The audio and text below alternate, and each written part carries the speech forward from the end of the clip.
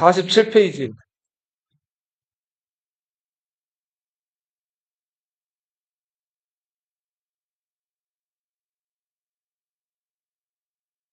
자, 수양대군이 김종서, 황보인 같은 고명 대신 죽이고 단종을 이제 몰아내고 자기가 왕이 됐죠.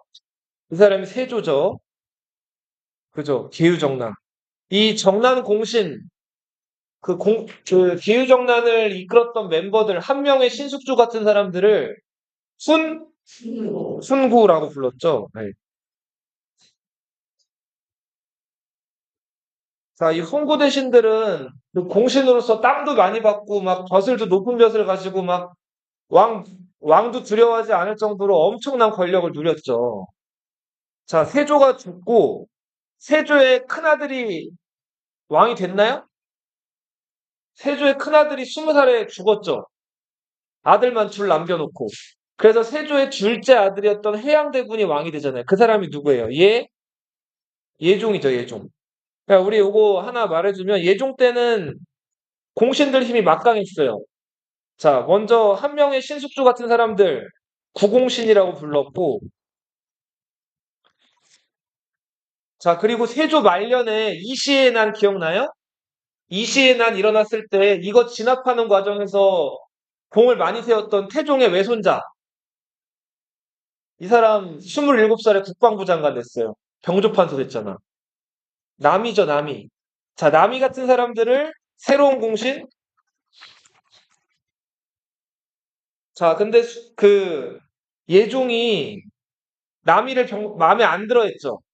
그래서 남이를 병조판서에서 공조판서로 내려버렸잖아요. 그죠? 자, 남이가 여기에 대해서 툴툴대고 불만을 얘기했는데 이때 남이가 말해서는 안 될 거를 유자광한테 얘기를 했죠. 자, 유자광이 그 얘기를 바로 예종한테 전달을 해가지고 남이가 이때 죽게 되죠. 그죠? 예종 때는 이런 사건이 있었죠. 남이의 영모 사건.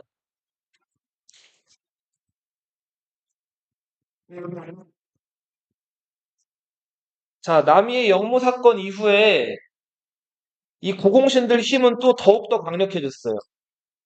그 남이의 영모를 진압하는 과정에서 또 공신책봉이 이루어졌는데 신숙주 한명희 같은 사람들이 또 공신책봉이 된 거예요. 자, 예종이 재위한 지 1년 만에 죽죠. 18살에 왕 돼가지고 19살에 죽어요. 고2 때 왕 돼가지고 고3 때 죽은 거예요. 예종이 죽은 다음에 예종의 아들 제한대군이 4살이었어요. 기억나요? 그래서 4살짜리 왕할 수가 없었죠. 그래서 대신에 예종보다 일찍 죽은 예종의 형, 의경세자의 두 아들, 큰아들이 월산대군이었어요. 16살. 자, 둘째가 몇 살? 둘째가 자을상군이었죠? 12살. 누가 왕이 됐죠? 16살, 12살, 4살 누가 왕이 됐어요? 12살이 왕이 됐어요. 둘째 아들이. 자, 그 사람이 누구예요? 성종이죠. 자, 성종은 12살에 왕이 됐기 때문에 왕실의 제일 할머니 정의왕후 윤씨가 대신해서 정치를 했어요. 이거를 수렴 청정이라고 불렀죠. 자, 근데 이제 성종은 자라면서 계속 이제 그런 생각을 해요. 언젠가는 한번 저 할머니 등살, 그리고 저 공신들 등살에서 벗어나가지고 내 정치를 해보고 싶다. 자, 그래서 성종이 어느 정도 이제 나이가 차가지고 직접 정치를 하게 됐을 때, 자, 한명회라든지 옛 공신들을 다 내치죠. 한명회가 막 압구정이라는 정자 지어가지고 막 명나라 사신들 불러다 놓고 막 이렇게 화려하게 이런 거 연애버리고 이러는 거를 트집 잡아가지고 한명회를 쫓아버리고 자기 정치를 좀 하려고 그래요. 선생님 봐봐. 성종이 자기 정치 하려고 젊고 유능한 인재들을 새로 뽑아 쓰기 시작했어요. 이 사람들을 뭐라고 불렀어요? 사림이라고 불렀죠. 그죠? 자, 그래서 성종 때는 공신그룹 훈구 세력들과 그리고 살림 세력들 간의 대립이 슬슬 나타나기 시작을 하죠. 그죠? 자, 근데 이 살림들을 처음부터 높은 관직을 줄 수 있어요? 없죠. 그래서 성종이 이 살림들을 어디다 배치했어요? 3사의 언관직에 배치를 했죠. 3사 뭐가 있어요? 제일 먼저 나와야 되게 사원부, 그 다음에 간원, 그 다음에 자, 이 사람들 이제 대간이라고 불리는 사람들이죠. 여기다가 살인들을 쭉 배치를 하잖아요. 그랬더니 살인들이 자기 직분에 맞게 자, 훈구공신들이 불법적으로 넓은 땅 가진 거나 매관매직하고 나쁜 짓 하는 것들을 막 비판했죠. 근데 문제는 훈구공신들이 이제 나이가 먹어서 다 죽었어요. 근데 살인들이 이제 타깃이 누구로 돌아가요? 왕으로 돌아가죠. 자, 왕을 물어뜯고 까기 시작한 거예요. 자, 그래서 왕이 뭐 조금만 잘못하면 살인들이 번번이 뭐 했다고 왕한테? 아니돼요. 자, 봄에 흙이 섞인 비가 내렸어요. 황사비가 내린 거죠. 이거 왕이 잘못한 거예요? 황사비 내린 게 왕이 잘못한 거예요? 아니죠. 자, 근데 신하들이 뭐라 그래요? 그치, 왕이 정치를 잘 못해가지고 황사비가 내린다는 거예요. 말 같지도 않은 얘기죠. 근데 그럴 때마다 성종은 꾹 참고 어떻게 해야 돼요? 그래, 미안해. 내가 열심히 할게. 그러면 안 내리겠지, 비가. 자, 한 번은 창경궁에 연못이 하나 넘쳐가지고 수통을 만들었는데 성종이 그 수통이 흙으로 만들거나 좀 어설프게 만들면 또 넘칠까봐 우리로 수통을 만들라 그랬어요. 그랬더니 또 대간이 뭐라 그래요? 사치스럽다고 또 성종한테 핀잔을 주죠. 그랬더니 성종이 화가 나가지고 또 씩씩거렸는데 결국은 구리수통 어떻게 하라 그래요? 없애라 그러고 돌로 수통을 만들어요. 그 다음에 구리수통을 가져오라고 해가지고 대관들 앞에서 구리수통을 보란 듯이 다 어떻게 해버려요? 부셔버린단 말이에요. 자, 그렇게 해서 성종이 이 대관들이랑 처음에는 훈구들을 견제하려고 살인들을 쓰기 시작했는데 살인들 권력이 점점 너무 커지기 시작해요. 자, 그래도 성종은 모범생 군주였죠. 신하들 모아놓고 세종대왕처럼 학문 토론하고 그런 것도 즐겼단 말이에요.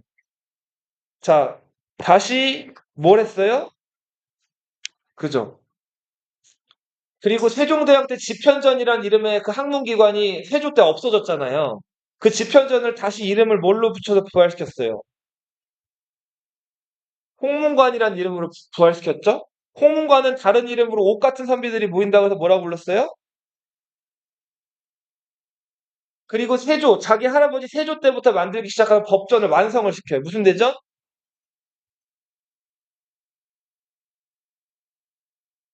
자, 살인들이 정계에 진출하기 시작하는 대표적인 살인, 오, 맞아요. 근데 이 사람, 왕한테 겉으로는 충성하는 척 하면서 뒤로는 전혀 그런 사람이 아니었죠. 이 사람, 이 세조를 깠죠. 어떻게 깠어요? 이런 글을 썼죠. 이 조는 누구 돌아가셨을 때 조문 간다고 하죠? 의제라는 황제를 조문하는 글이죠. 의제가 어떻게 죽은 황제예요? 항우라는 신하한테 살해당한 황제죠. 자, 그래서 어린 단종이 수양대군 세조한테 쫓겨난 다음에 세약받게 되고 죽게 된 거를 항우가 의제를 죽인 거에 빗대가지고 깐 거예요. 자, 그러니까 충성을 최고 가치로 여기는 유학자들 입장에서는 세조가 단종을 몰아낸 것 자체가 납득이 안 되는 일이었단 말이에요. 그거를 김종직이 몰래 글로 써놓은 거예요. 자, 그렇게 해서 네, 요런 글들을 써놓은 게 이제 성종 때 김종직 같은 살인들이고 관수강급제라는 게 뭐냐면 선생님 봐봐. 자, 우리 조선 건국될 때 건국되기 직전에 고려에 있는 땅 문서들 다 어떻게 했어요? 다 태웠죠, 개경에서. 그 다음에 새로 땅 문서 만들어가지고 경기도 지역의 땅을 이제 조선 건국할 공신들한테 나눠줬죠. 그게 무슨 법이라 그래요? 과전법이라고 하죠. 자, 그렇게 해서 과전법이라는 걸 실시를 했는데 과전법은 봐봐. 그 땅을 가지라고 준 걸까요? 자, 뭘 준 거냐면 그 경기도 지방의 땅을 나라에서 공무원으로 일한 대가로 주는 거예요. 그래서 과거 시험 급제한 다음 벼슬살이 나가게 되면 경기도 지역에 땅을 받아요. 근데 이제 그래도 나라 세운 공신들이니까 은퇴를 해도 그 땅을 나라가 뺏어가질 않아요. 은퇴를 해도 그 땅에서 나오는 세금을 관리들이 걷어먹을 수가 있어요. 연금처럼. 근데 이제 문제는 죽으면 어떻게 해야 돼요? 나라에다 반납을 해야 돼요. 이 땅이 과전이에요, 과전. 자, 경기도 지방에 땅을 줬는데 소유권을 준 게 아니라 그 땅에 사는 백성들이 내는 세금을 그 관리가 가져가게 준 권리를 준 거예요. 그런 권리를 좀 어려운 말로 수조권이라고. 자, 과전법에서 관리들에게 준 권리는 소유권이 아니라 무슨 권리를 준 거예요? 조세를 수취할 수 있는 수조권을 준 거예요. 원칙은 언제 반납? 죽으면 반납이에요. 자, 근데 봐봐. 관직에 나간 지금은 뭐 공무원 별것도 아닌 것처럼 사람들이 얘기하지만 지금도 공무원들은 일정한 권리들이나 권한이 있죠. 그죠? 나란 일들을 알고 있으니까. 근데 예전 공무원들은 어땠을까요? 훨씬 더 강하죠. 왜냐하면은 예전에는 농사 짓는 농민들 아니면은 그 관리들 그 둘 중에 하나예요. 근데 그 관리되기는 엄청 어려워요. 3년에 한 번 33명 뽑는데 거기에 들어가야 된다고. 그래야 관리가 되는데 그래서 그 관리 권한이 엄청나게 막강했어요. 근데 그 관리가 죽으면서 그 나라에서 준 땅을 순순히 잘 나라에다 냈을까요? 온갖 불법적인 방법이랑 자기 권력을 동원해가지고 그 땅을 자기 소유로 만들어 버렸다고. 자, 그러다 보니까 점점 반납 안 되는 땅이 많아지고, 그죠? 줄 땅이 없어지는 거예요. 그 나라에서 어떻게 했을까요? 세조 때. 그죠? 이제는 은퇴한 관리들한테 땅을 안 줘요. 은퇴를 하게 되면 나라에서 땅을 걷어가요, 다시. 그리고 현직에서 일하는 관리들한테는 땅을 주는 거예요. 오늘날로 치면은 연금을 어떻게 해버린 거예요? 연금을 없애버린 거예요. 자, 근데 관리들이 이거 가만히 있었겠어요? 세조가 권력 있는 왕이니까 이거를 자기가 찍어 누르긴 했는데, 그럼 찍어 누르면 관리들은 어떻게 할까요? 그쵸. 많이 되옵니다로 저항하기도 했지만, 세조 모르게 삥땅을 치거나 안 좋은 방법으로 이거를 어떻게든 자기 생계 대책을 마련을 하는 거예요. 자, 예를 들면 현직에 있을 때는 지금 관리니까 권한이 크죠. 그러니까 원래 백성들로부터 받을 세금을 이런저런 명목을 붙여가지고 더 많이 긁어가는 거예요. 자, 그러니까 이런 문제가 또 생기기 시작을 한 거예요. 직전법이 실시가 되면서.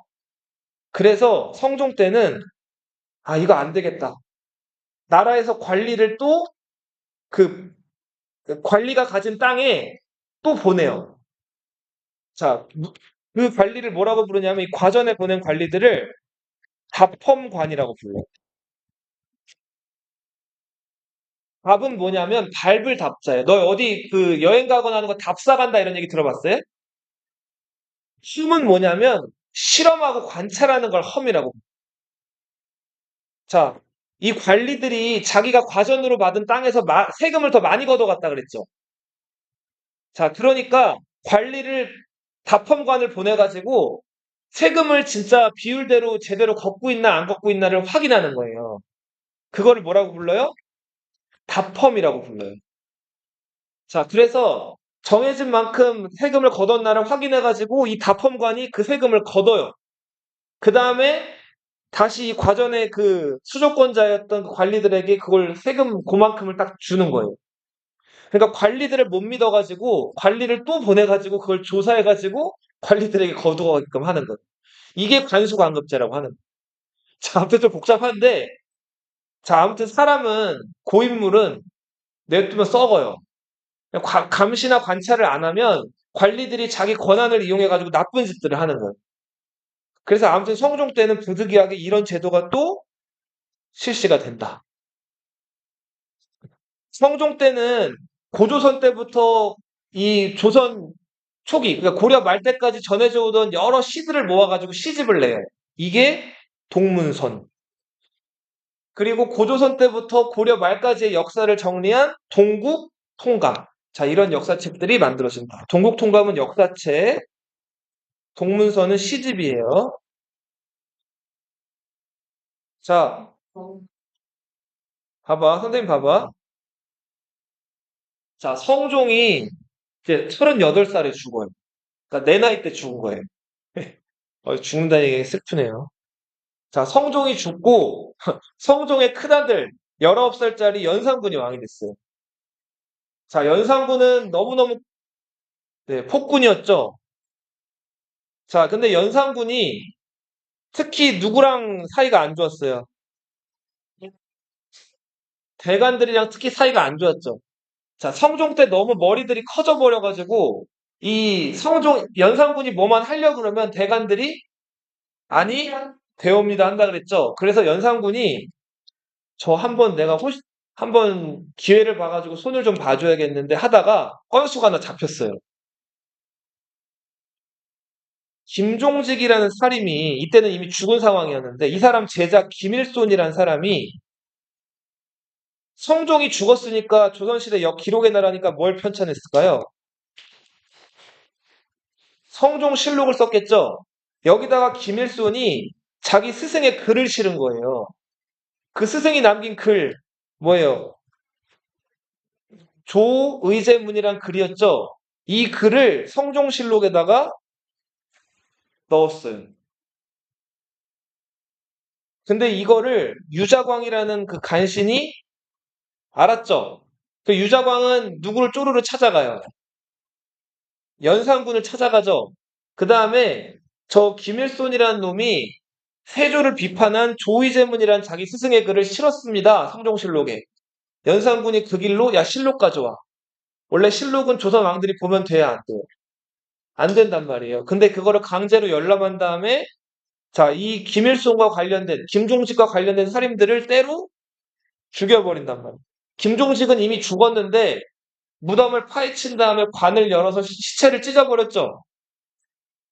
자, 이렇게 해서 살인들이 첫 번째로 많이 죽은 이 살인들의 피해를 무슨 사와? 연산군 엄마가 세약받고 죽었죠. 그죠? 회비 윤씨. 자, 회비 윤씨의 죽음. 자, 이거를 연산군이 뒤늦게 알게 된 다음에 여기에 대한 보복을 하죠. 이때 또 많은 살인들이 죽어요. 갑자? 자, 요 사화는 시험에 낼 거예요, 다. 무호사와 갑자사와 순서랑 이런 것들 다 알아둬야 돼요. 어떤 사화가 먼저예요? 자, 연산군이 막장 정치를 벌이다가 쫓겨나죠. 자, 이렇게 신하가 임금을 쫓아내는 걸 뭐라고 불러요? 뭐라고 불러요? 반정이라고 부르죠. 자, 반정을 일으켜서 연산군의 배다른 동생, 성종의 아들이었던 진성대군을 왕으로 세워요. 그 왕이 누구예요? 중종이죠. 중종이 처음에 왕이 됐는데 18살이었어요. 근데 중종한테 실권이 있었어요, 없었어요? 중종은 원래 왕이 될 사람이 아니었죠. 근데 반정공신들에 의해서 얼떨결에 왕이 됐잖아요. 그래서 반정공신들 눈치를 많이 봤다 그랬죠. 자, 중종 때 연산군 때 하지 않았던 경연을 다시 여는데 자, 경연을 열었는데 경연이 아직 끝나지도 않았는데 그 반정공신들이 자리에서 어떻게 했다 그랬어요. 먼저 일어났다 그랬죠. 싸가지 없게. 자, 그만큼 중종은 공신들 눈치를 봤다 그랬죠? 그죠? 자, 그래서 중종이 눈치를 이렇게 보다가 한 7년 정도 왕노릇해서 이제 시간이 지난 다음에 어떻게 됐어요? 반정공신들이 수명이 다 돼가지고 죽었죠.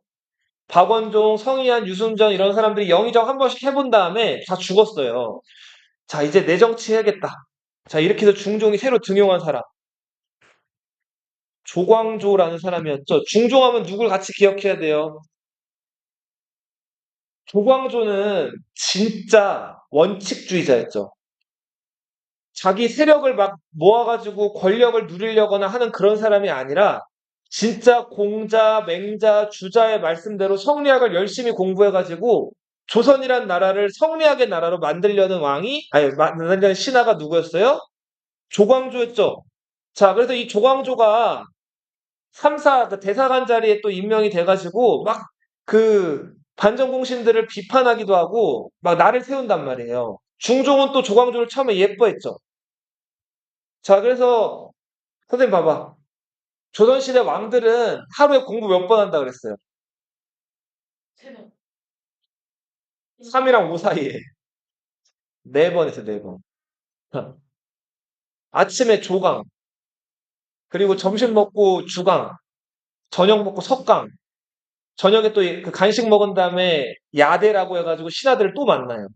그럼 만나가지고 계속 신하들이 공자왈, 맹자왈 하는 거 얘기 들으면서 공부를 하는 거예요. 자, 이 조광조가 원칙적으로 그 야대까지 해가지고 하루에 중종을 4번씩이나 만나면서 중종을 계속 가르쳐요. 자, 근데 처음에 중종은 조광조를 좋아했어요. 그래서 조광조가 들어달라는 거 어떻게 했어요? 다 들어주죠. 자, 먼저 조광조가 과거 시험은 문제가 많으니까 자기가 추천하는 현명한 사람들을 뽑는 새로운 추천 제도를 제안을 했어요. 그게 무슨 제도? 현량과 제도를 실시했죠? 이거 무슨 제도라고요? 추천 제도예요.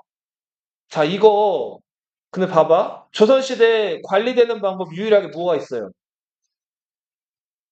과거 시험 출신자들은 이거 좋아했을까요? 너희 과거 시험 다 뽑혀가지고 관직에 나왔는데 웬 갑자기 추천한 사람들이 와가지고 너희랑 똑같이 관직 생활을 한다는 거예요. 납득이 돼요? 그죠? 자, 그리고 위훈 삭제. 이거 중요하죠. 자, 우리 그, 중종이 연산군 몰아내고 왕이 됐을 때 많은 공신들이 책봉이 되는데, 이때 1등 공신, 2등 공신, 3등 공신까지 합쳐가지고 한 40여 명. 자, 그건 그렇다 쳐요. 근데 문제는 원종 공신이라고 해가지고 그 공신들의 가족, 사돈의 8촌까지 공신으로 다 임명했다 그랬죠. 그 사람들이 대략 3,500명이. 자, 공신들 세상이 된 거죠. 이 공신들 되면 노력 아무것도 안 해도 땅도 받고 나라에서 연금도 나와요. 자, 근데 그거 다 뭘로 주는 거예요? 나라 세금으로 주는 거죠. 이 엉망으로 공신 책봉한 것들 다 가짜 훈장들 어떻게 해버리자 그래요? 삭제해버리자 그러죠? 그리고 조선시대 계속 성리학 국가이면서도 자연에 있는 여러 잡신들한테 제사 지내는 소벽서라는 그 관청이 있었다 그랬죠? 이것도 유교윤리에 안 맞다 그래서 없애자 그런단 말이에요, 조광조가. 여기까지 중종이 다 어떻게 해요? 오케이 하죠. 근데 이거 좋아서 오케이 한 거라고? 이때부터 점점 중종이 조광조를 멀리하고 경계하기 시작했다 그랬죠? 자, 그리고 조광조는 진짜 조선이란 나라를 완전히 성리학 국가로 만들고 싶었어요. 그래서 이제 저 마을 사는 저기 시골에 사는 백성들 하나하나까지도 다 공자, 맹자의 말씀을 알게끔 하기 위해서 시골에서 그들이 자체적으로 지켜야 되는 약속을 만들어요. 자, 이게 뭐죠? 자, 중종 때는 서원이라는 교육기관이 만들어지죠, 지방에. 그리고 향촌의 자치구역 뭐가 만들어지기도 해요? 자, 그래서 중종 때는 살인들이 막 성장하게 되는 또 큰 어떤 전환점이 되는 시기이기도 해요. 근데 문제는 중종이 조광조에 대한 마음이 식었어요. 그래서 결국은 조광조를 미워하는 사람들을 모아서 밀지를 내렸죠. 자, 그래서 밀지를 받은 신하들이 일사불란하게 조광조를 찾아가가지고 잡아와서 가두죠. 그 다음에 조광조를 유배 보낸 다음에 조광조한테 중종이 뭐를 내려요? 사약을 내리죠. 이때 조광조가 추천했던 현령과 살인들이 대거 제거당한단 말이에요. 이게 무슨 사화예요? 몇 번째 사화예요? 세 번째 사화죠. 자, 이제 조광조가 제거됐어요. 중종이 무려 38년 동안을 왕노릇을 했는데, 자, 중종 제위 초반에 조광조가 죽은 다음부터는 중종 때는 이렇다 할 뭐 이렇게 뭐 큰 뭐 발전이라든지 이런 것들이 없었어요. 뭔가 좀 해보려고 하면 중종이 자기 자리 지키기 급급해가지고 좀 조광조 같이 어떤 신하한테 권력을 좀 몰아줬다가 이 신하가 권력이 좀 커질만 하면 그쵸? 밀지를 내려가지고 또 이 신하 제거해버리고. 자, 요런 식으로 신하들 제거하고 자기 세력 보존하는 거에만 급급했던 사람이 중종. 자, 중종이 이제 죽으면서 이제 자기 그 아들이었던 장경하고 윤씨 소생의 인종을 왕으로 세웠어요. 인종이 근데 몇 개월 왕했죠? 8개월 왕하고 몸이 너무 약해가지고 일찍 죽었죠. 인종이 죽으면서 마지막으로 남긴 부탁.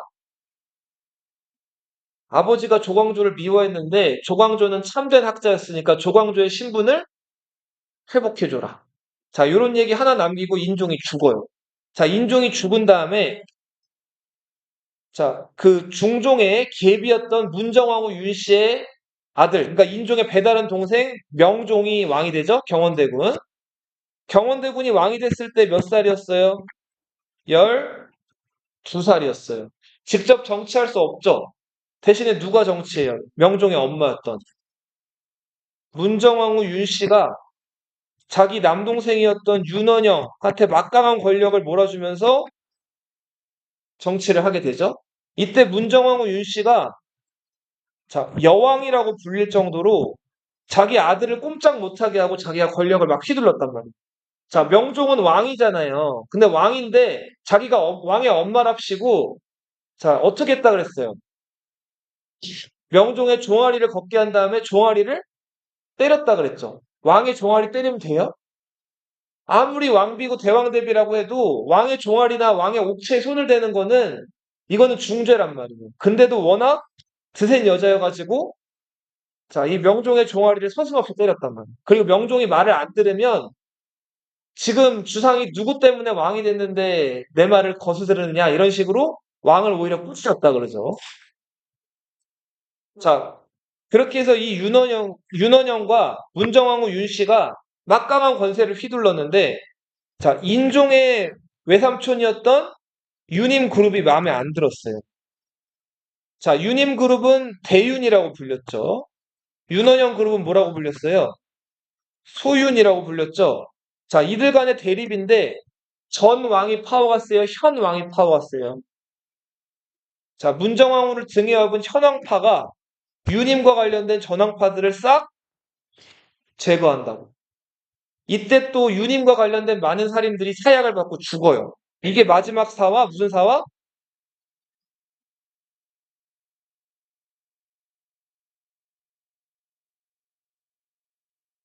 조선시대 세금은 크게 세 종류가 있어요. 먼저 대부분 다 농사지었죠. 땅에서 나오는 곡식의 얼마를 가져가는 이거를 조세라고 불러요. 자, 농부들이 농사 지으면 일정량을 나라에 세금으로 내는 걸 뭐라고 한다고요? 조세. 이거를 토지세죠, 이거는.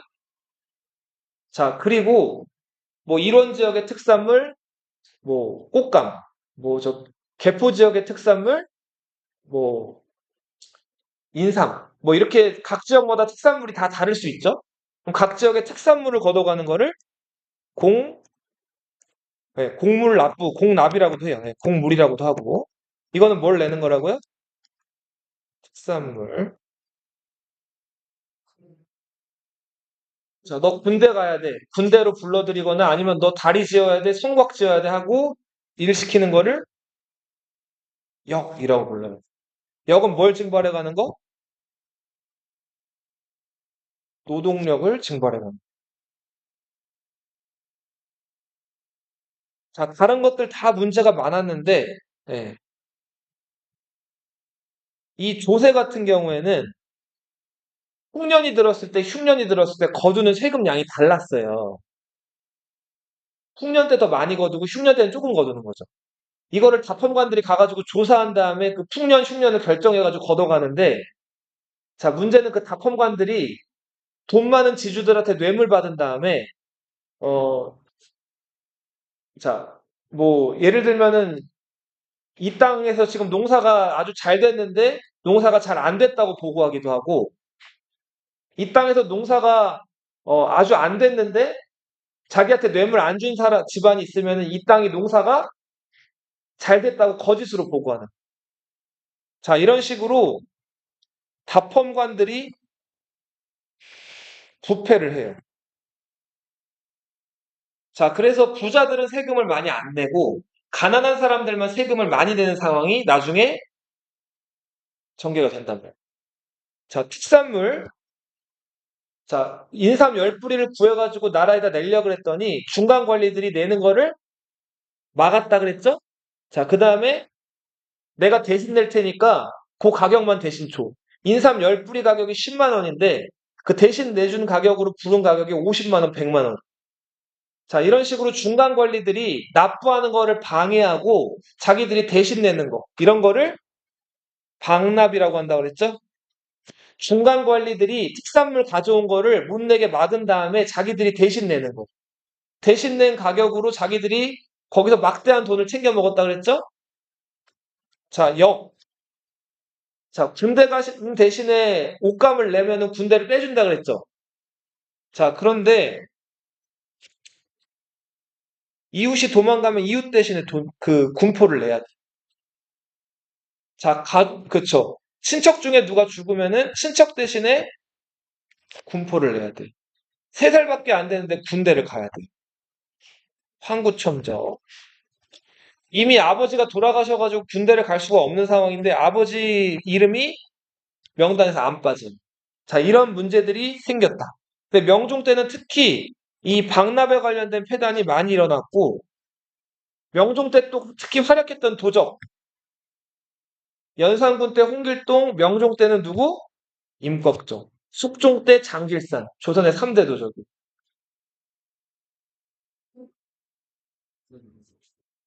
자, 봐봐. 사화 4개 뭐뭐예요? 먼저 무슨 사화? 제일 먼저 연산군 때 무오사화, 그 다음에 갑자사화, 조광조, 김효사화, 명종 때. 자, 이 4번의 사화로 인해서 살인들이 많이들 죽어요. 500여 명 조금 못되게 죽어요. 자, 그래서 살인들이 타격을 크게 받았는데 그럼에도 불구하고 공신들이나 훈구 세력들은 자, 한때는 권력이 셌을지언정 시간이 흐르면 흐를수록 이들은 어떻게 돼요? 약해지죠. 왜 약해져요? 훈구 공신들이. 나이를 먹잖아요. 훈구 공신들은 언제 태어나는 사람들이에요? 계유정난 때, 중종반정 때. 자, 이렇게 공을 세워서 만들어진 사람들이 훈구나 공신들 아니에요. 자, 이 사람들 근데 언제까지나 그런 사건들이 있는 게 아니죠. 그러니까 시간이 흐르면서 점점 어떻게 돼요? 수명이 다 돼가지고. 죽는 거예요. 자, 그리고 지금 여기 무오사화부터 을사사화까지가 약 대략 50년 텀인데 그 기간 동안 공신들이 다 죽어요. 그러면서 지방에서 그렇게 많이 죽어나갔지만 서원이라는 교육기관에서 열심히 공부해가지고 자기 그 스승들한테 배우면서 저 공신들 나빠 나빠 이런 것들을 배웠던 사림들이 이제 명종 말년에는 정계를 확실하게 장악을 하게 된다. 이제 훈구 공신들의 시대는 가고 명종 말년에는 누구의 시대가 온다? 누구 사림들의 시대가 와요. 4번이나 크게 피해를 받지만 명종 말년에는 누구 시대가 왔다고요? 사림들의 시대가 온다고. 야, 이 사림들을 대표했던 그 사림들의 제일 높은 스승격이었던 인물 두 사람이 있어요. 퇴계, 율곡, 이황 이 둘 다 천재죠. 자, 이 사람들은 제자들을 특별히 기르려고 하지 않았는데도 학문적으로 워낙 뛰어났기 때문에 제자들이 주변에 많이 모여요. 자, 그래서 이황 같은 경우에는 이 성리학자로서 특히 더 명성을 떨치는데 세상을 이와 기로 나눠보죠, 성리학은. 눈에 안 보이는 근본적이고 뭐 사계절이 돌아가는 이런 순환 원리를 이라고 하죠. 자, 이황은 이를 강조했어요. 이게 무슨 론? 주리론. 이 이는 현실에 드러난 것들. 자, 뭐 봄에 피는 새싹, 그 여름에 내리는 그 뭐 장대비, 그리고 가을에 떨어지는 낙엽 이렇게 눈에 드러나는 그 현실적인 것들을 더 중시했단 말이에요. 이걸 기라고 하죠. 이 이는 무슨 론? 주기론. 자, 이황은 성리학의 원리를 그림으로 그려가지고 국왕 선조한테 바쳐요. 성악 10도. 그림이에요, 그림. 성리학의 원리를 10가지 뭘로 그렸다고요? 그림으로 그렸습니다. 이는 중요한 내용만 집중적으로 요약을 해가지고 이거를 선조한테 바쳐요. 성악, 집유. 너희 지금 저 압구정이란 동네 알죠? 네, 잘 사는 동네. 압구정동에서 어떤 다리 건너면은 약수동, 금호동, 옥수동 나오거든요. 옥수동, 금호동 들어봤어요? 옥수역, 금호역 들어봤어요? 3호선? 자, 어떤 다리 건너면 그 동네 나와요? 어? 동호대교죠, 동호대교. 역시 서초. 자, 무슨 대교? 동호대교.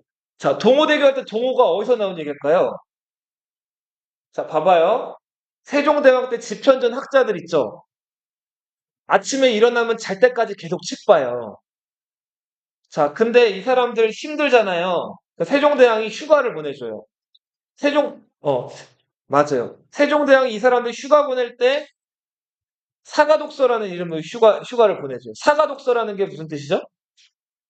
집에서 책 보라고, 집에서 책 보라고 이제 그 정치 관련된 책 말고 읽고 싶은 책 읽으라고 휴가를 보내주는 거예요. 이게 사가독서인데, 이때 그, 선비들이 모여가지고 책 읽었던 그 독서당이 그 한강 위쪽에 그 강북에 그 동호독서당이라는 곳이 있었어요. 그 동호독서당이 지금의 그 옥수동, 금호동 그 일대예요. 자, 이도 그 집현전 흑자로서 저기 홍문관 흑자로서 또 저기 설교관에서 또 이제 공부를 하는데 공부하다가 사가독서를 받아요. 자, 그래서 집으로 가서 이제 책을 읽다가 선비들 많이 모여 있는 그 동호독서당 가가지고 또 책을 읽는단 말이에요. 이때 동호독서당에 모여 있는 선비들이랑 질문 응답을 해요. 자, 동호독서당에 모인 선비들과 질문 응답을 해서 만든 그 책을 동호문답, 율곡 이의 책이었다. 이황의 제자 강항이라는 사람이 임진왜란 때 일본 군대에 잡혀가요. 잡혀가가지고 이 사람 조선에도 한동안 못 돌아오고 굉장히 어려움을 많이 겪었는데 이황의 제자라는 소문이 일본에 나게 되면서 일본의 명망 있는 학자들이 그 강항을 찾아와요.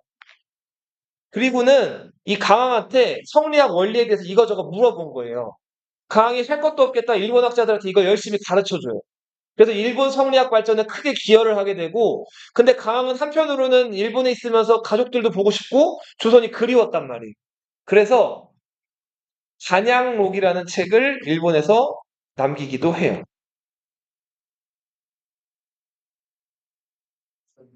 자, 율곡 이이는 현실 문제에 관심이 많았다 그랬죠.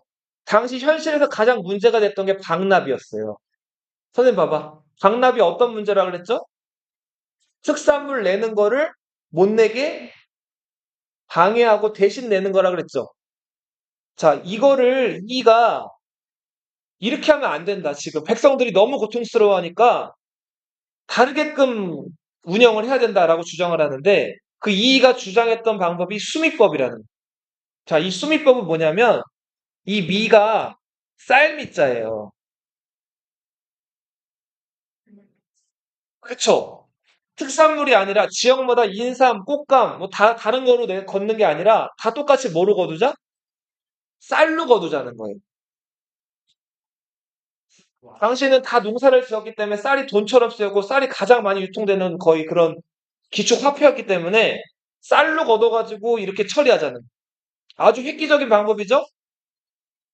이게 나중에 조선시대 후기 때 대동법이라는 개혁으로 연결이 돼. 대동법은 큰 대자에 같을 동자죠. 대동법에서도 다 같이 특산물을 뭘로 거둬요? 쌀로 거두게 됩니다. 선조 얘기를 오늘 조금 할게요. 요거 하고 시험에 나올 거 한번 찍어주고 만지. 자,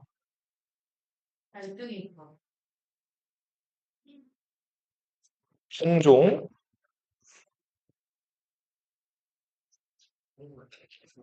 자, 단경왕후 신씨 기억나요? 이 첫 번째 부인 어떻게 됐죠? 폐비됐죠? 왜 폐비됐어요? 이 신씨가 연산군의 부인 신씨랑 고모 조카 관계였죠. 폐위된 연산군과 관계가 있는 여자였기 때문에 이 신씨가 폐비된단 말이에요. 반정공신들한테. 그리고 새로 들인 부인이 장경왕후 윤씨였죠. 윤씨와의 사이에서 낳은 아들이 누구였어요? 인종이었죠. 근데 인종 낳자마자 윤씨가 죽죠. 아들 이름만 억명이라고 지어달라고 했고, 그죠? 이억명, 그죠?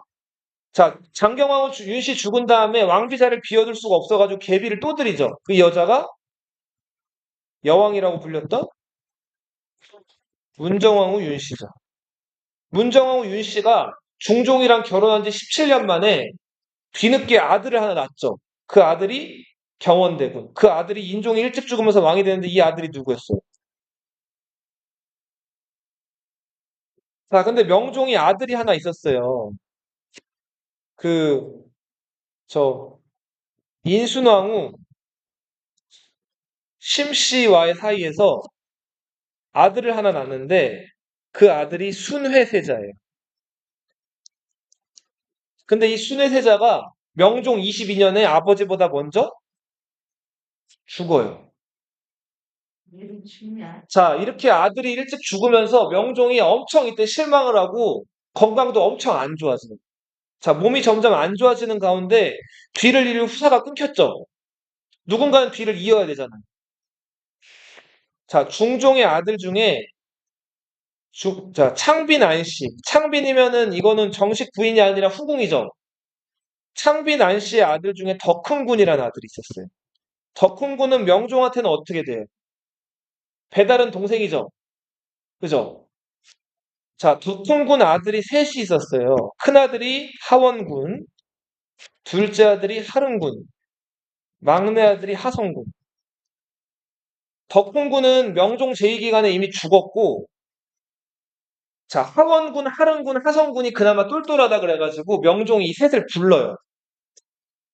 그러니까 조카뻘 되는 애들인데 얘네를 불러가지고, 자, 임금이 쓰는 이 관모를 뭐라고 불러요? 익선관이라고 하죠? 익선관을 벗어서 이 형제들한테 써보라 그래요. 자, 그랬더니 먼저 장남이었던 하원군이 어떻게 했을까요? 이걸 냉큼 써요. 자, 그 다음에 자기 썼으니까 이제 벗어가지고 둘째한테 줘요. 하른군도 어떻게 했을까요? 익선관은 써요. 자, 그 다음에 하른군이 벗어가지고 이거를 막내였던 하성군한테 건네줘요. 하성군이 어떻게 했을까요? 자기는 신하된 입장이기 때문에 임금님이 쓰시는 익선관을 쓸 수가 없다고 얘기한단 말이에요. 자, 명종이 이거를 듣고 기뻐했다 그러는. 자, 그러다가 명종이 어느 날 갑자기 혼수 상태. 자, 몸이 너무 급격히 건강이 악화돼가지고 정신을 못 차려. 쓰러졌어. 누가 내 뒤를 이을 건지를 정하지를 않았어요. 근데 평소에 명종이 누굴 예뻐했다고요? 하성군을 예뻐했다 그랬죠? 익선관 안 썼죠? 자, 그래서 명종이 죽은 다음에 명종의 부인이었던 인순왕후 심씨에 의해서 다음 왕으로 지목된 게 누구예요? 하성군. 이 사람이 조선의 선조라는 임금이에요. 누구? 선조. 익선관 그거 한 번 양보했다가 선조가 왕을 40년 하거든요. 익선관 몇 년 쓰게 됐어요? 40년을 쓰게 됐죠. 양보의 미덕. 자, 이렇게 해서 선조가 왕이 됐어요. 선조는 원래 왕이 될 신분이었어요? 아니었죠. 자기 아버지가 일단은 후궁의 자식이고 자기는 형제 중에서도 큰아들이에요? 아니에요. 막내죠, 막내. 그래서 왕이 되기는 원래 거리가 멀었던 사람인데 왕이 됐어요.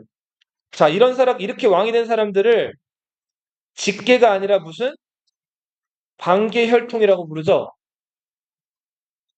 선조는 여기에 대한 컴플렉스가 굉장히 강했던 왕이에요. 그러다 보니까 자기 자식한테만큼은 어떻게 하고 싶었을까요? 패자를 세울 때. 관계한테 세우고 싶었을까요? 그렇죠. 자기 직계한테 정통성 있고 명분 있는 그런 세자들을 주고 싶었단 말이에요. 자, 선조 얘기를 이제 조금 할 건데, 선조가, 음, 자, 이제 임금이 됐어요. 선조 나이가 15살이었어요. 15살이었으면은 바로 성인으로 치는 나이예요? 아니죠. 원칙대로라면 수렴 청정을 해야 되죠. 그래서 수렴 청정을 해요. 왜냐하면 하성군이 세자 수업을 받은 적이 있어요, 없어요? 없죠. 갑자기 왕이 됐기 때문에 수렴 청정을 하는데 인순왕후 심씨가 보기에 하성군이 꽤 똑똑했어요. 그래서 수렴 청정을 1년만 딱 하고 수렴을 거둬요. 그래서 선조는 16살 때부터 직접 정치를 하게 돼요. 중간 때부터. 그죠? 좀 빠른 편이었죠. 자, 그 선조가 이제 왕이 돼서 정치를 하는데 선조 제위 초반에 퇴계 이황, 율곡 이이, 과거 시험에서 장원급제하고 글씨로 이름 높았던 이산해. 자, 역시 과거 시험 급제했던 윤두수, 유성룡. 네, 이런 인물들. 그리고 유성룡이랑 한 동네 같이 살았던 유성룡보다 5살 연하의 동생 이순신. 들어봤죠? 네. 자, 그리고 이 사람은 명종의 어렸을 때 친구예요. 정철. 이름이 정춘이에요? 네. 정철은 정철의 누나가 인종의 후궁이었어요. 그러다 보니까 어렸을 때 누나 보러 궁에 자주 왔다 갔다 했어요. 근데 명종, 경원대군이랑 나이가 이 정철이 똑같아가지고 어렸을 때 왕이 되기 전에 경원대군 명종이랑 굉장히 친하게 지냈단 말이에요. 근데 명종이 왕이 된 거예요. 그리고 정철은 그 무렵에 또 과거 시험에 급제를 해요. 그래서 정철은 꽤나 이 명종이랑 좀 가까이 지냈었어요.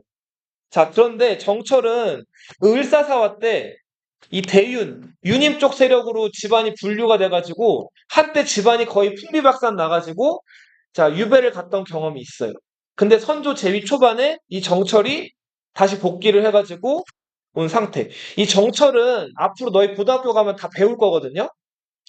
이 사람은 우리 한글 이용해가지고 멋지게 시를 쓴 그 가사 문학의 대가예요. 정철이 무슨 문학의 대가라고요?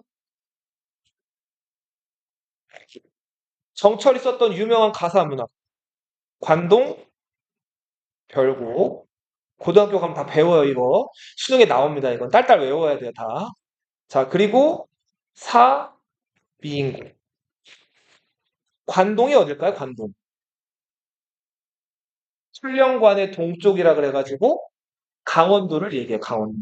정철이 강원도 유배 가가지고 쓴 가사예요. 자, 유배 가가지고 왕인 선조한테 나 지금 이렇게 임금님한테 충성하고 임금님을 사랑하고 있으니까 나를 수도로 불러주세요 하고 쓴 노래가 관동별곡. 자, 그 다음에 사미인곡. 사는 생각한다는 거예요. 미는 아름다운 사람. 여기서 미인이 누굴까요? 여자일까요? 왕. 왕이에요, 왕. 자, 왕한테 유배 가가지고 아부하는 노래예요. 이게 사미인곡. 그 다음에 속미인곡. 너희 어떤 뭐 재밌는 드라마가 있는데 시즌2가 나왔어. 그거를 속편이라고 부르거든요. 속이 다음 편을 얘기해. 3위인곡의 다음 편, 시즌2. 그게 무슨 미인곡? 속미인. 정철이 술을 엄청 좋아했어요. 알코올 중독이었어요. 근데 학문은 뛰어나요. 정철이 술을 하도 많이 마셔가지고, 자, 선생님 봐봐. 사람이 술 많이 마시면은 보통 어떻게 돼요? 꽐라되죠? 그리고 자기 있었던, 행동했던 거나 말했던 거 기억을 해요, 못해요? 필름 끊기고 막 이러잖아요. 그래서 정철이 실록에도 나오는데 술을 너무 많이 마셔가지고 필름 끊긴 다음에 자기가 한 말을 기억을 못 해가지고 그것 때문에 괴로워하는 장면, 숙시 때문에 괴로워하는 장면 이런 장면들이 다 실려 있거든요. 그만큼 정철은 술을 많이 마셨다. 정철이 술 마시면서 썼던 노래 장진주사 한 잔 먹새 갔다 와. 한 잔 먹새 그려 또 한 잔 먹새 그려. 자, 그런데 정철은 이렇게 술을 많이 마시고 엉망으로 사는 것 같았지만 붓만 한번 들었다 해서 붙들고 글을 쓰면 그 글이 다 명문장이 되는 천재. 네. 그렇지. 그래서 한번 이런 에피소드도 있어요. 정철이 술을 하도 많이 마시니까 선조가 정철한테 뭘 선물해 주냐면 은그릇을 선물해 줘요. 경은 앞으로 이 은으로 만든 요 은잔에다가만 술을 마시라는 거예요. 딱 요거 한 잔만큼만. 자, 근데 정철이 그거 듣고 진짜 한 잔만 마셨을까, 술을? 피해는 한 잔만 마시긴 해요. 근데 어떻게 한 잔을 마시냐면 망치를 가지고 오라고 한 다음에 은이 연하죠. 그러니까 망치를 두들겨가지고 그 잔을 이렇게 늘려요. 그 다음에 여기다가 술을 먹는 거예요. 그 정도로 술을 많이 먹었던 정철. 자, 이 사람 문학적으로는 피해 맛있게. 천재예요, 천재. 이제 근데 앞으로 나올 텐데 정치적으로는 최악인. 이 사람 명종 때 자기 집안이 을사사화랑 연관돼가지고 유배 갔다 온 경험이 있었다 그랬죠. 자, 너희 요즘에 가끔 뉴스 같은 거 보면 정치인들끼리 치고받고 싸우는 거 본 적 있어요? 정치인들끼리 아주 막 뭐랄까 좀 발전적인 토론하고 얘기하고 해요? 보면 진짜 낯뜨거울 정도, 어린 너희들이 보기에도 낯뜨거울 정도로 답없는 얘기들 많이 하죠. 자기들끼리 막 손가락질도 하고. 자, 정철은 정치적으로는 완전히 그런 인간이었어.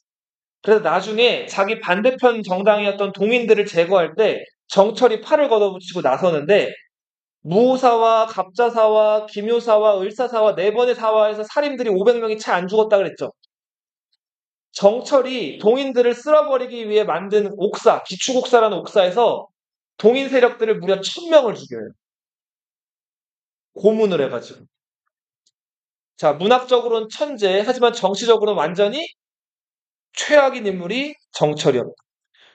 뭐 이 밖에도 유성룡이랑 같은 동네, 이순신의 같은 동네 형이었던 원균이라는 인물. 이 원균도 나름 무과에 급제한 사람이긴 한데 이순신을 헐뜯고 무능한 인물이었죠. 자, 아무튼 선조 때는 선조가 나중에 죽어서 묻히는 릉이 몽릉이거든요. 선조 본인은 그렇게 뛰어나지 않았지만 선조 때 많은 인재들이 등장했다 그래가지고 선조 시대를 몽릉의 성세라고 불러요.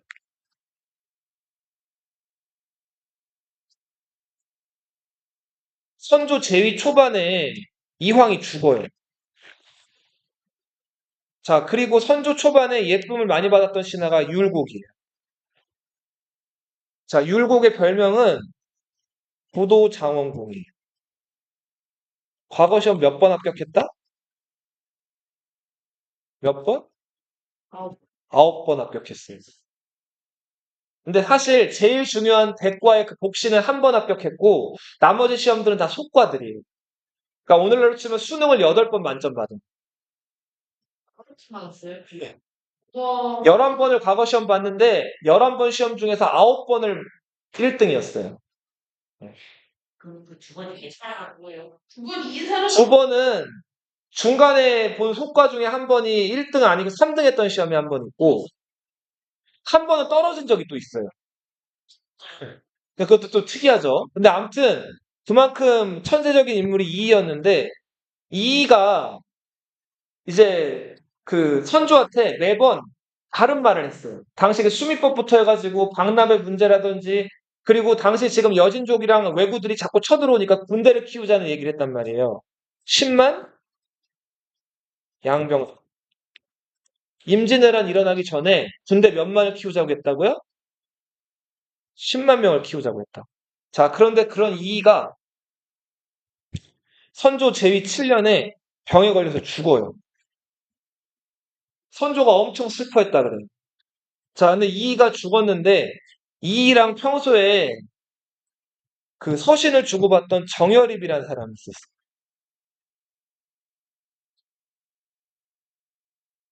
자, 정여립이라는 사람이 한동안은 이이랑 잘 관계를 갖다가 이이가 죽은 다음부터 이이 욕을 하고 다니기 시작을.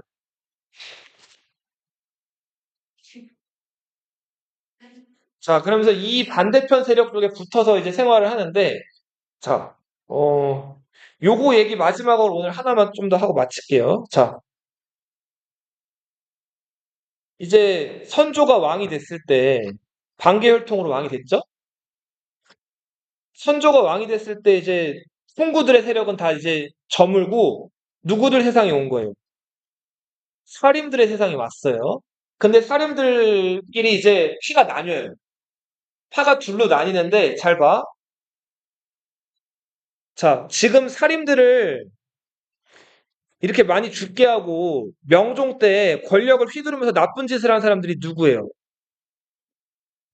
순국 공신들이면서 이들이 외척들이죠. 특히 명종의 엄마였던 문정왕후랑 명종의 외삼촌이었던 이 윤원영 그룹들이 많은 권력을 독점하고 이제 그 권세를 장악을 하고 있었단 말이에요. 그러다가 문정왕후가 죽고 윤원영도 제거가 됐는데 이 살인들은 이 윤원영과 관련됐던 명종 때 이 외척이었던 이 외척들을 하나도 남김없이 다 제거해야 된다는 사람들이 있었어요. 이렇게 외척들을 가리켜서 척신이라고 부르는데 이 척신들을 모조리 세게 다 처벌하자. 자, 이런 사람들이 동인이라고 불린 사람들이었고요. 자, 그리고 이 반면에 우리 명종 때 우리가 저 척신들 욕하긴 하지만 같이 정치를 해왔잖아. 그러니까 적당히 처벌하자. 뭐 똥 묻은 게 개 묻은 게 겨 묻은 게 거기서 그 나물에 그 밥이니까 적당히 좀 제일 문제되는 사람들만 처리하자. 이런 사람들이 서인.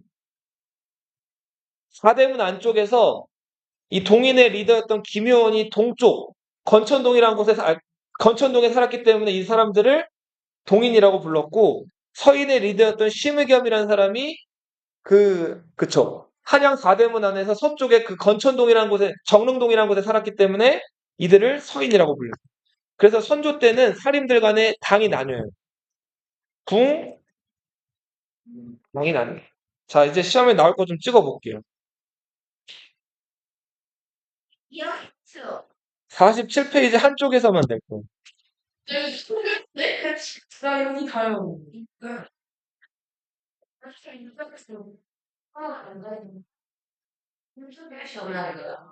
태조 이성계, 봐봐. 태조 이성계 정도전 때 요 정치 있죠, 요거?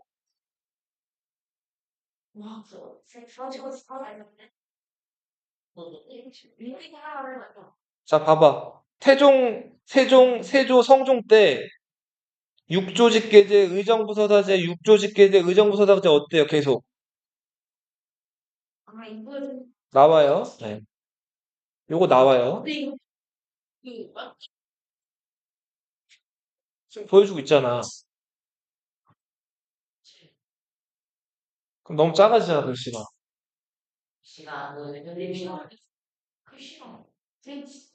태종 때 정치 요거 있죠, 요거. 사병역파, 외척제거, 호패법 실시. 네, 이런 거 나와요.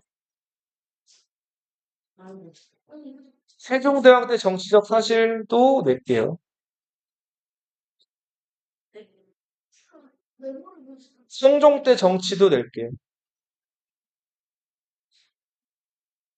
전국대전 편찬 시작된 거 어느 왕이에요? 세조죠? 완성된 거 어느 왕이에요?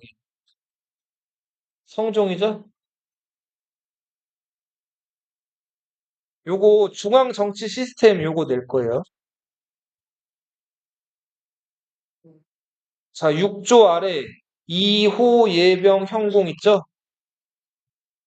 각 부서별로 어떤 역할을 했는지. 2조는 뭐 하는 부서였어요? 2조. 인사, 호조, 재정, 예조, 그렇죠. 병조, 군사, 형조, 법, 공조. 이거 잘 연결할 수 있어야 돼요. 3사, 3사 새 관청 이름 뭐예요, 뭐? 사원부, 사관원 나와요. 이건 쓸 줄 알아야 돼요. 사원부, 사관원, 홍문관은 쓸 줄 알아야 돼요. 자, 승정원이 하는 일이 뭐예요? 승정원이 하는 일. 승정원이 하는 일이 뭐예요? 왕명?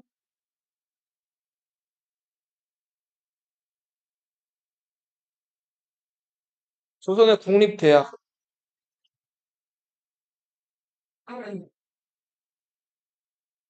자, 지방을 몇 도로 나눴죠? 팔도 어디였어요?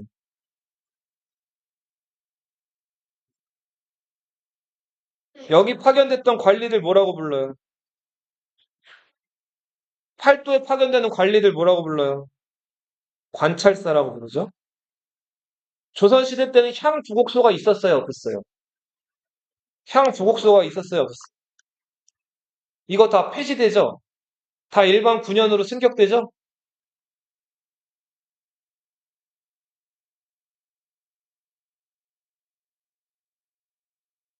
자, 계유정난 때, 그리고 중종반전 때 등장했던 그 공신그룹들을 가리키는 표현, 훈?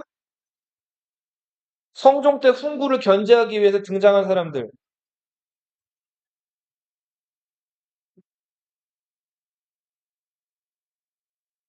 자, 조선시대 과거 시험이에요. 묵과가 있었어요, 없었어요? 묵과가 있었죠? 승과가 있었어요, 없었어요? 승과는 문정왕후 때 잠깐 시행이 되긴 했는데 대체로 시행되지 않았다.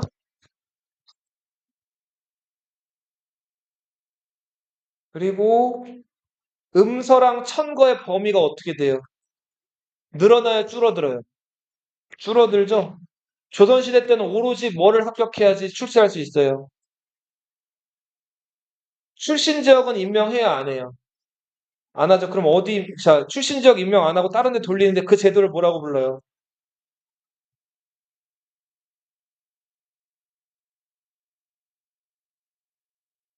기술관을 뽑는 시험을 뭐라고 하죠?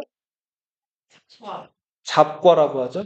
문관을 뽑는 시험을 문과, 무관을 뽑는 시험을 무과.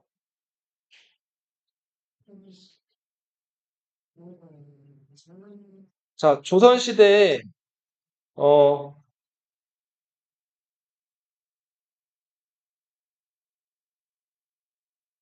자, 사람을 이제 노동력을 증발하는 세금을 역이라고 했죠. 자, 군대 안 가는 대신에 이제 군포를 내야 되죠. 근데 군포 걷어갈 때 관리들이 나쁜 짓들 많이 했다 그랬죠. 이웃 대신에 걷어가는 거. 인징. 친척 대신에 걷어가는 거. 3살짜리 걷어가는 거. 죽은 사람한테 군포 먹이는 거. 이거랑 군포 관련된 거 아닌 거 하나 또 방납 있죠? 그렇게 해서 낼 거예요.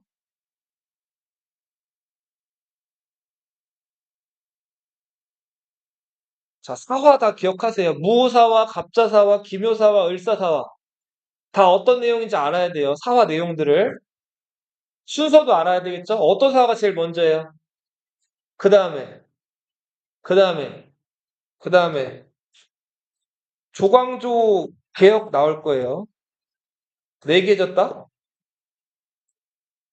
혈량과 위훈 삭제, 소격서 폐지, 향약 보급. 자, 사림의 성장을 알려주는 거. 교육기관. 조선시대 지방에 만들어졌던 교육기관. 서원, 향촌자치규약. 향, 자, 주리론. 이, 주기론. 이, 요거 낼게요, 요거. 요 표. 비교하는 거 낼게요. 선조 때는 척신정치 청산을 놓고 뭐가 생겼다? 여기까지.